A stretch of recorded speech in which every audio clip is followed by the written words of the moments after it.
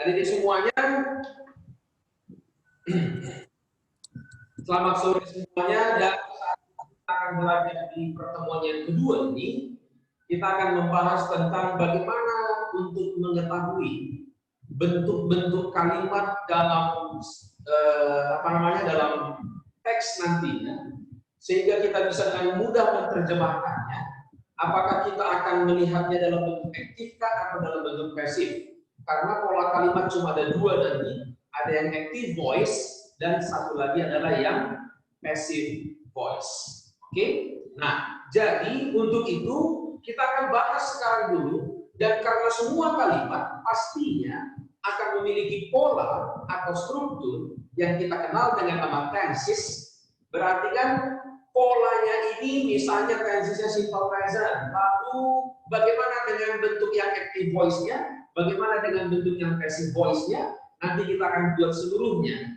Lalu kita akan baca nanti bagaimana di bahan yang sudah pernah saya bagikan itu, ya, berapa bentuk passive voice-nya, kan gitu kan, atau yang mana saja bentuk passive voice-nya, nanti kalian bisa lihat di sini nanti. Oke, sudah? Kan belum pernah kita akan belajar tentang ini kan? Siap, belum mau. Oke, baik. Nah, sekarang perhatikan baik-baik. Oke, untuk saat ini kita akan belajar tentang apa itu tenses, di mana tense itu nanti, kalau misalnya ditanya apakah definisi daripada tenses itu, maka tense itu adalah perubahan bentuk-bentuk kata kerja, oke, perubahan bentuk-bentuk kata kerja ataupun kata kerja bantunya, dan kata kerja atau kata kerja bantu. Kenapa dia bisa berubah? Maka nanti ini perubahannya itu akan terjadi karena disebabkan oleh perubahan waktunya. Oke? Nah, jadi kalau kita bicara tentang tenses adik-adik, maka kita akan selalu perhatikan siapa keterangan waktunya atau kapan terjadinya, lalu perhatikan juga nanti kata kerjanya, dan satu lagi kata kerja bantunya ataupun auxiliary verbs namanya. Ya, jadi polanya ini nanti, susunannya ini nanti, itu akan ada dua susunannya. Yang pertama nanti itulah yang kita sebut dengan active voice, dan yang kedua nanti adalah bentuk yang passive voice. Oke? Jadi kita akan lihat nanti seperti apa pola aktif. Saya pikir kalau active voice itu bentuk-bentuk kalimat yang sudah biasa kita gunakan. Lalu kalau ditanya bagaimana bentuk yang passive voice-nya, maka kita akan lihat nanti pattern-nya ataupun polanya.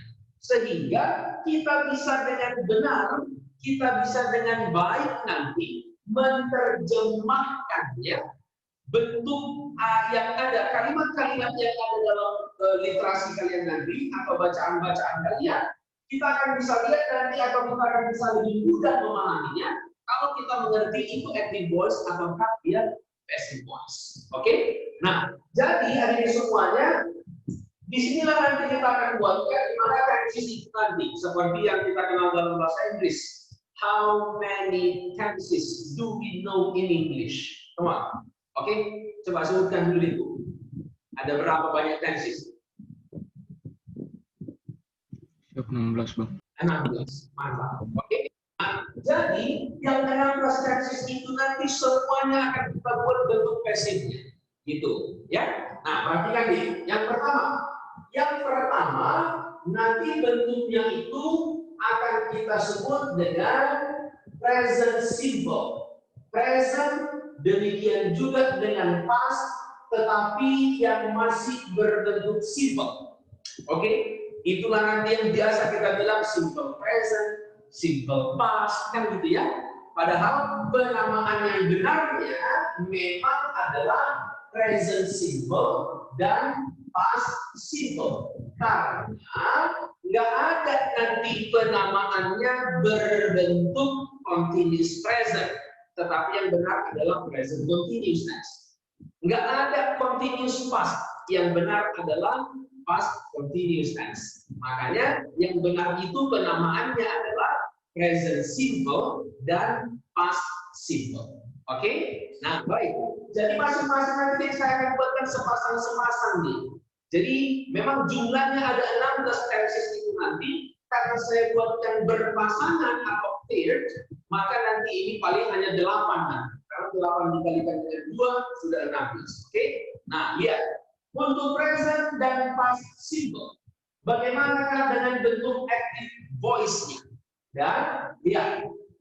Bentuk active voice dari present dan past simple itu nanti yang kita buatkan seperti subjek diikuti dengan kata kerja bentuk yang pertama kalau dia present simple, atau kalau misalnya berbentuk negatif maka ini pastinya do, does not diikuti dengan kata kerja bentuk yang pertama, kan begitu? Setelah itu nanti akan dilanjutkan dengan objek ataupun complement. Sudah? Nah, kemudian kalau misalnya dia berbentuk past simple, ini nanti yang berbentuk present. Bentuk yang pasnya nanti kita buat begini. Subjek diikuti dengan kata kerja bentuk yang kedua, atau kalau sekiranya dia berbentuk negatif, berarti kita akan menggunakan did not diikuti dengan kata kerja bentuk yang pertama, diteruskan dengan objek. Kan begitu ya? Udah? Perhatikan. Selalu nanti akan ada objeknya. Karena apa?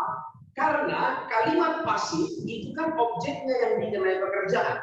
Makanya syarat membentuk kalimat pasif kalau kalimatnya berasal dari aktif adalah harus kata kerja transitif. Oke, kalau dibilang kata kerja transitif itu artinya kata kerja yang memerlukan atau memiliki objek. Sudah? Karena kalau tidak ada objeknya kita nggak bisa pasif kan gitu ya. Oke, saya sudah selesai makan. Nggak ada pasifnya itu kalau saya bilang. Coba ganti menjadi kalimat pasif. Pasti tidak bisa. Kenapa? Objeknya tidak ada. Oke? Atau misalnya, opung saya meninggal dunia 2 tahun yang lalu. Nggak bisa kita pasifkan. Oke? Karena itu kata kerja intransitif. Sudah? Tapi kalau dibilang misalnya, saya memanggil dia, berarti kan ada objeknya. Dia dipanggil oleh saya. Kan begitu. Oke, atau misalnya dia sedang makan pizza, berarti pasifnya pizza sedang dimakan oleh dia, kan seperti itu dia. Ya, nah jadi kalau kita mau bentuk nanti ini menjadi passive voice, maka polanya harus seperti ini. Subjeknya tetap kita buat, tetapi tolong dipahami di sini.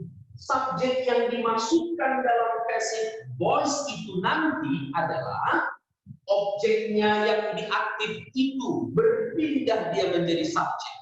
Paham kira-kira ya? Oke, nanti kita buat contohnya.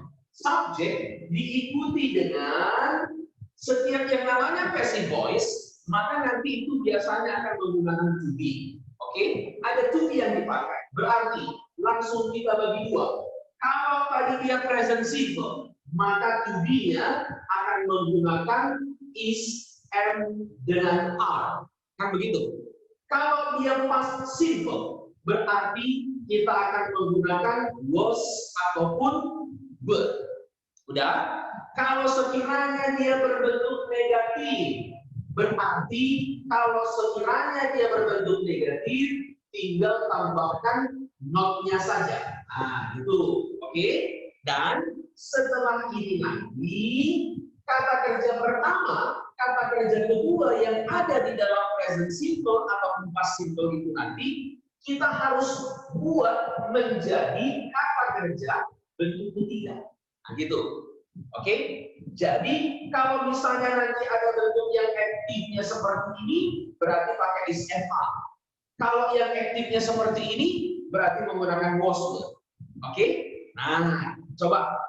Seperti yang saya bilang tadi, nanti ini biasanya akan diakhiri dengan kata by ditambah dengan objek. Dan objeknya ini nanti akan kita ambil, objeknya ini nanti akan kita ambil dari subjek yang ada pada aktifnya.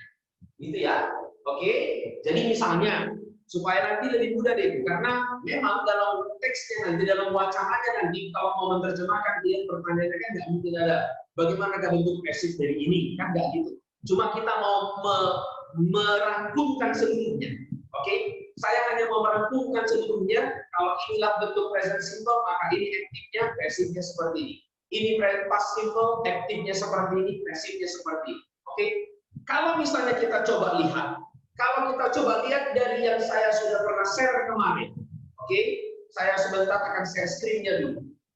Oke, jadi di situ ada teks yang saya sudah pernah bagikan itu kemarin, ya, teks yang sudah pernah saya bagikan itu kemarin. Di situ ada bentuk kalimatnya yang memang sudah berbentuk passive voice. Oke, coba kalau kalian lihat deh, di situ ada dibuatkan dia the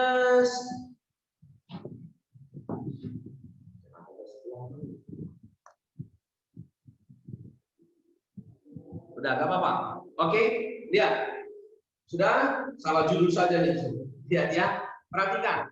Di dalam kotak, yang di dalam kotak itu dibuatkan, this story appears in the November 2020 issue. Kelihatan nggak yang saya sharekan ini? Siap, kelihatan Bang. Oke, kelihatan ya? Oke, nah selanjutnya. Saya bacakan. Kalimat pertama dibilang begini. This story appears in the November 2020 issue of National Geographic magazine. Kalimat kedua, how these images were made. Perhatikan kata were made. Were made itu kan berarti ada were diikuti kata kerja bentuk yang ketiga.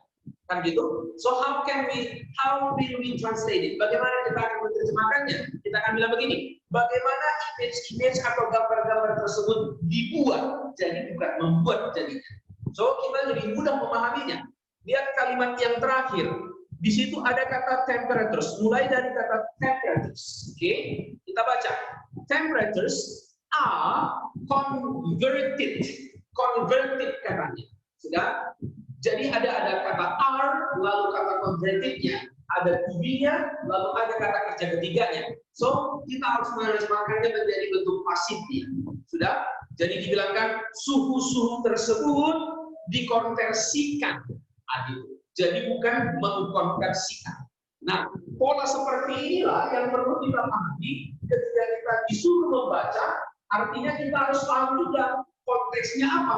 Active voice kah? Atau passive voice, kan seperti itu dia, supaya kita bisa paham nanti dan lebih mudah mengikuti alur pembicaraan yang ada dalam teksnya atau literatur.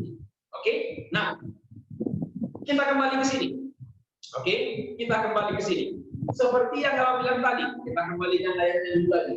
Ya, kalau seperti ini misalnya seperti saya bilang tadi, mengubah active menjadi passive, maka tadi kan subjeknya yang diaktif ini akan berubah lagi nanti menjadi objek di pasifnya.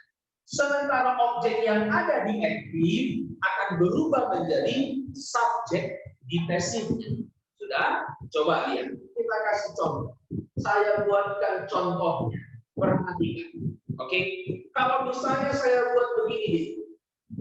She calls her husband. Oke. Lihat. Kalau saya bilang begini, she calls her husband. Ini kan bentuknya present simple. Buktinya apa? Kata kerjanya adalah kata kerja bentuk pertama. Kan begitu? Ada S atau IS-nya itu kan kata kerja pertama, berarti present simple. Pertanyaan berikutnya, siapa subjeknya? Ada she di situ subjeknya. Kemudian siapa objeknya?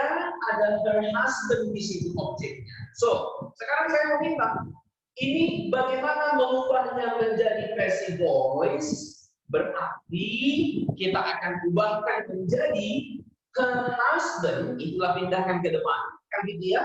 Jadi kita akan buatkan dia her husband. Oke, sudah? Kemudian ada cause, karena dia present simple, maka kita akan menggunakan is, am, ataupun are. Berarti karena her husband sama dengan he, berarti kita akan gunakan is ya. Oke, the husband is. Cause kata kerja pertama akan berubah nanti seperti yang saya bilang menjadi kata kerja bentuk yang ketiga. Berarti cause-nya akan kita buat menjadi cause. Gitu ya. Oke. Nah, by siapa? By she, berarti objeknya akan menjadi her. Begitu dia nanti perubahan. Sudah? Jadi kalau misalnya nanti bentuk kata kerja kedua ini, sekiranya ini kata kerja bentuk yang kedua, berarti nanti is-nya saja yang berganti menjadi was. Oke? Paham kira-kira sampai di situ itu? Ayo. Ada yang mau ditanya nggak kira-kira? Coba, satu lagi. Oke? Kalau misalnya lah saya buat kalimatnya seperti ini. Kalau misalnya saya buatkan kalimatnya they, sudah. Saya buat misalnya they, saya buat misalnya begini, sold. They sold their house. Oke? They sold their house. Oke, nggak apa-apa, nanti kita foto dulu. Oke? Lihat. Subjeknya adalah they, objeknya adalah their house. Sementara sold itu adalah kata kerja bentuk yang kedua. Ya kan? Berarti past simple. Nah, sekarang kita mau ubah dia menjadi bentuk passive voice. So, bagaimana kita buatkan passive voice-nya? Their house, itulah kita pindah ke depan.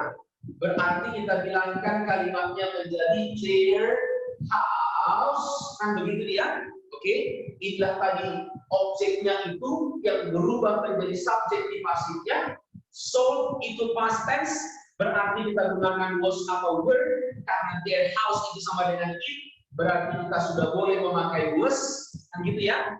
Lanjut dengan kata kerja ketiganya, sold, kata kerja ketiganya juga sold, kan gitu. Their house was sold by them, karena they akan menjadi them untuk pola objek, gitu ya. Oke, jadi seperti itu kira-kira kalau dia bentuk yang namanya present simple dan juga past simple. Oke, nah ada pertanyaan sampai di sini? Oke, kalau tidak ada, kita lanjut sebentar lagi. Oke, saya akan teruskan dengan pasangan yang kedua, yaitu present dan past continuous tense. Oke, baik.